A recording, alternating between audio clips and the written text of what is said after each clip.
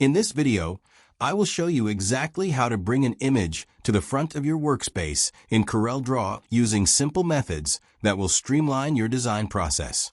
Managing the stacking order of objects is essential when you are working on complex layouts with multiple layers of text and graphics. To get started, you first need to select the image you want to move by using the Pick tool. A quick tip for choosing this tool is to simply press the spacebar on your keyboard, which serves as a handy shortcut to activate it instantly.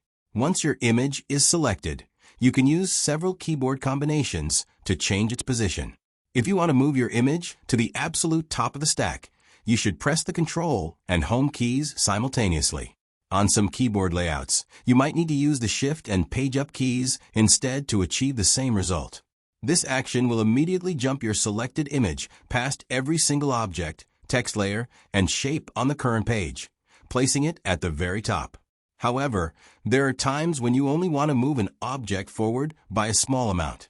In those cases, you should press Control and Page Up together. This specific shortcut moves the image up by just one single position in the stacking order.